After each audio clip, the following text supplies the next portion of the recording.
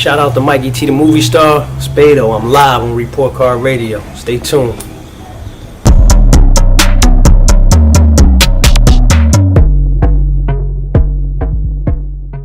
So Spade, man, I want to thank you for joining me today on Report Card Radio. Let's teach everybody how to move like kings. For sure. You know, before you started with Major Figgas, you were with another group. What was it about Ab Lava, Gillie, and Bump that prompted you to want to move with the Figgas? I always had been friends with Bump. Me and Gil grew up together. I always knew Lava. I knew, you know what I'm saying? So it wasn't like it was something new. And it was like at that point, I was like done with rap. I was like, man, I ain't rapping. I'm hustling. You know what I mean? And then, Wallow really was like pushing me. Helping like, come on, you gotta get back in. And Bump always used to come up there and come kick it with us and stuff. You know what I mean? And they was just like kind of pushing me. Then Gil pulled up one day and they started playing the beats. And we was all out there rhyming, me, Gil, and Bump.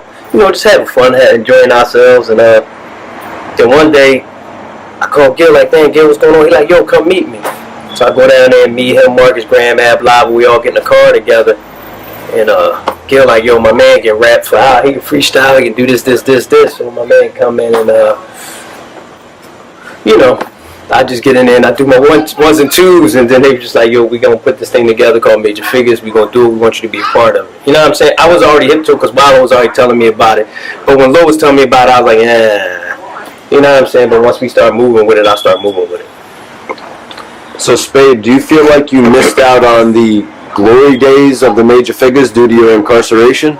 No, I don't. You know what I'm saying? Because at the end of the day, it's like that part of my life is the reason why you standing here, why I'm still staying here today. So what's the glory days? You know what I'm saying? They're all glory days. You know, through your record deals, did you ever get a chance to actually get out of the street, or were you always sort of trapped in it? I mean, being in the street is a choice. So I always could have got out of it. It was my decision to get into it and stay into it. So, I don't blame nobody else but myself. So, as I stated previously, you were heavily featured on the Yeah, That's Us record. Mm-hmm. Was there any truth? I had done an interview with Dutch, and he had spoke on Jermaine Dupri possibly remixing the record. Was there any truth to that? That was the plan. We were supposed to be do a remix with Jermaine Dupri. He had agreed to it, and that was the deal we had with Warner, and that's how it was supposed to went down. But it just didn't happen. So Spade, you're telling me not only did the Major Figgas attract the attention of Birdman and Cash Money, but you guys actually attracted the attention of Jermaine Dupri and So Def.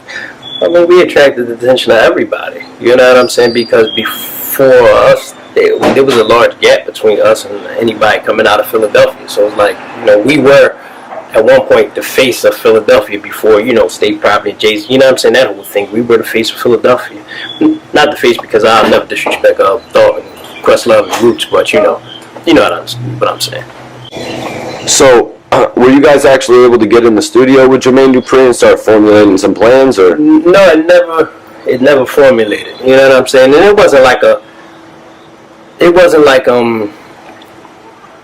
we had a plan to go all be together. It was like he heard song, he was going to do a remix and send us the beat, and we was going to do our ones and twos on the beat. That's it. It wasn't like a big super collabo and a power. It was just business. You know what I mean? I mean, we're talking about the guy from Money Ain't a Thing, rolling with Jay-Z at this point, though, coming to give you guys that backdrop. Yeah, it would have been dope. It would have been big for us had it happened. It would have been a great look for us. So with the glory days comes the dark days. Sure. What was it that actually led to your incarceration? Poor decision making. You know what I mean? It's like that's what leads to any for failure. Poor decision making. So it wasn't like one thing never changes your life. It's always a sequence of things, a sequence of decisions, a sequence of questions, a sequence of answers. You know what I mean? It's a sequence that leads up to certain things. So it wasn't like one specific thing, no. How much time did you actually end up getting sentenced to and then you served? I had an original sentence, which I ended up getting appealed. I had an original sentence for 27 half 55, which I got appealed. And I ended up serving around 11 years. So when you were incarcerated, did you ever run into one of your fellow Major Figgas members? Did you ever run into Wallow? Me and Wallow never were in the same jail incarcerated together, which is a blessing. That's not somewhere I want to run into my brothers, like in there. But, fortunately I ran into a lot of friends, old family members, a lot of people, but fortunately none of the members of the group. No. What type of person would you have described Wallow to be back in the day? He's the same. He's the same. He's the same. He's exactly the same. He's just the same energy he has, same zeal, up every crack of dawn, getting to it, hustling. He always had that mentality. It's just now that he's doing it for positive things. He's the same person. What type of memory could you share with Wallow from back in the day with me, man? Me and Wallow, I don't know if I told you this before. The house I lived in and his house was back to back, like our backyards was connected. And I used to just leave the back. Well, I think he used to leave the back door open for himself sometimes.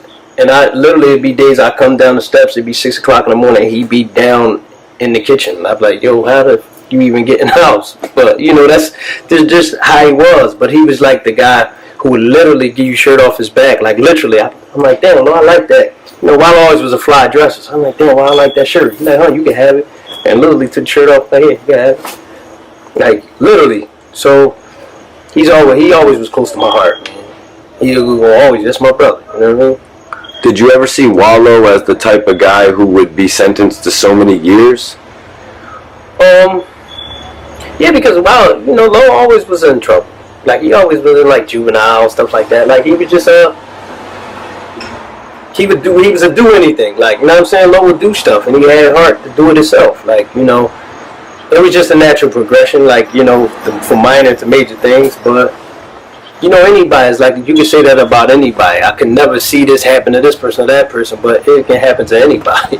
You live long enough, you start to not to underestimate, not to be surprised or disappointed by anything if you live long enough. And what do you think about everything he's doing post-prison release? $1 million worth of game, successful Where's Wallow show, YouTube channel. I mean, I'm just proud of it. Like me and him kept communication as much as we could while we both were inside, and he told me what he was going to do, and he had a plan. And initially I was like, "Man, you're crazy," but he had a plan and he stuck to it, because it wasn't like when you first started doing it, everybody wasn't excited or everybody didn't get it at first, and he just stuck with it and he made it happen. But he was just being true to himself. Like what you see is not like an act, or he's not forcing it. He's being himself, and that's why he's being successful. That's why he's happy, because he's just living his life.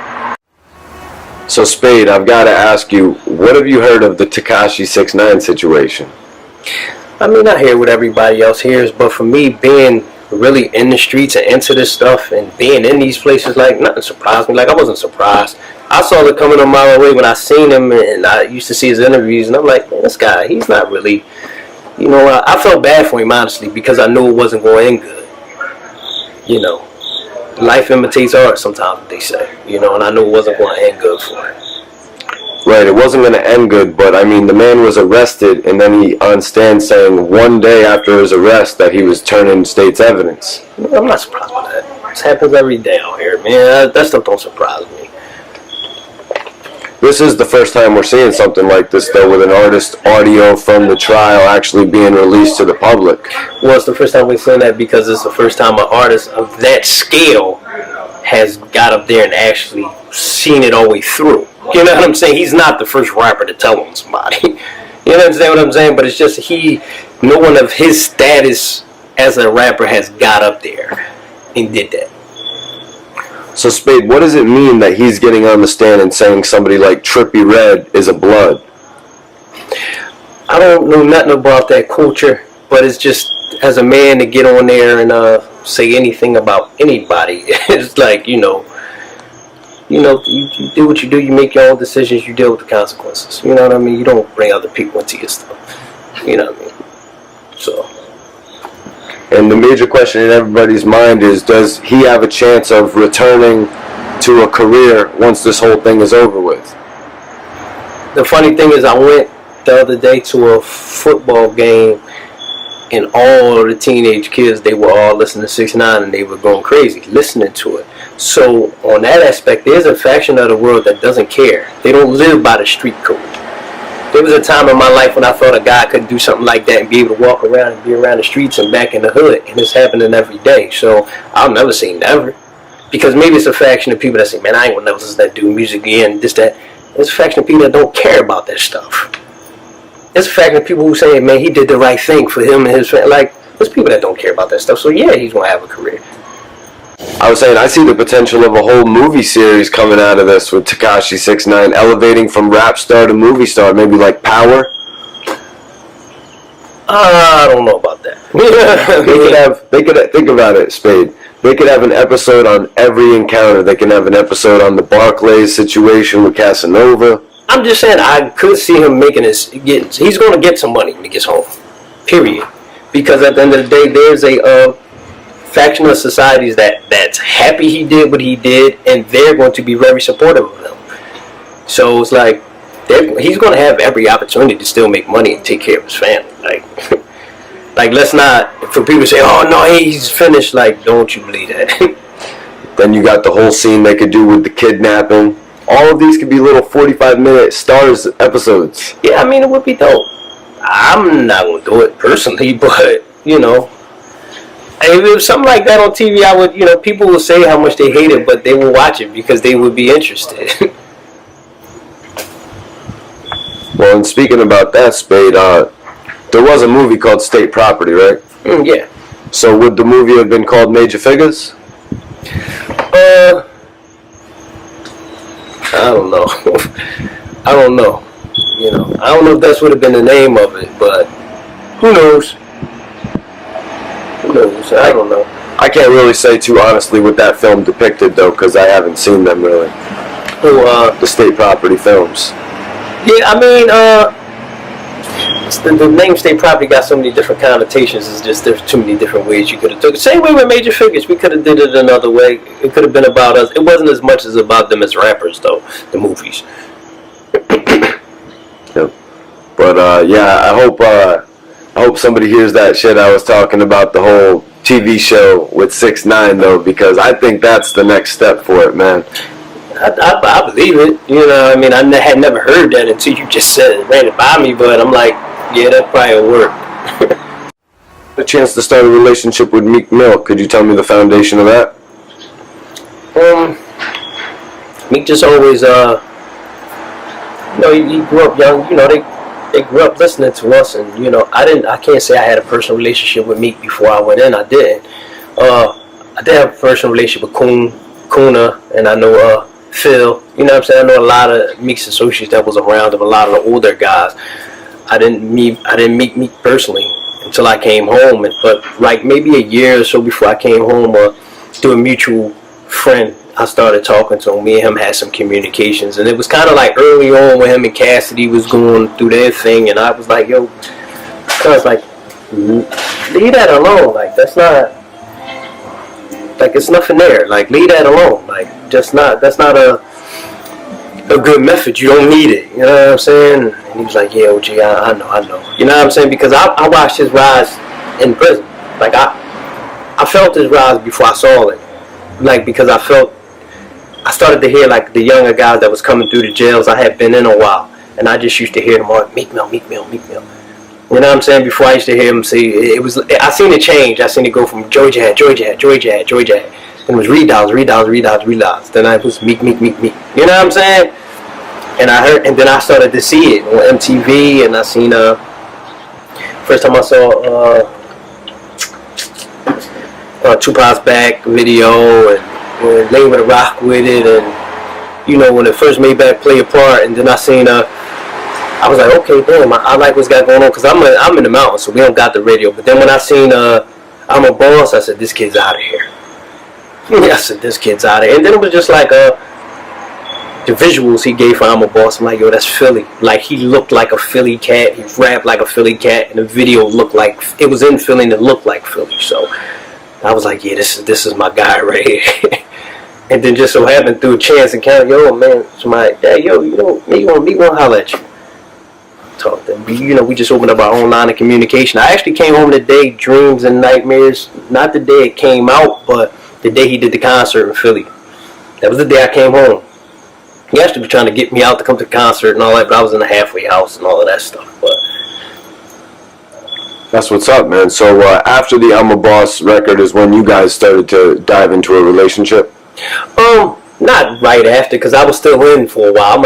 I might have came home a while after that, but by then we was already communicating and stuff like that. And then it was just like our relationship just grew organically. Like, he was one of the first people to come to see me when I came home when I was in the halfway house, and he's just like, no, OG, and he gave me the tips that he could give me, and you know, I just started doing it my own way. I had to try to find my way, and he just, you know, he just took me around, showed me around. There's one thing I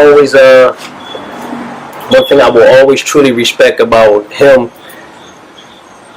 in general was, like, if I was in a room with him or I had a studio with him, it didn't matter if it was a Fab or whoever walked in the room, he made sure they acknowledged me. You know what I'm saying? He like, yo, this is my OG right here, Spade, or Philly led. You know, a lot of people had known or had ran across or maybe knew of me, but he made sure when they entered the room, he didn't allow them to enter and leave without acknowledging me, and I truly respect him for that.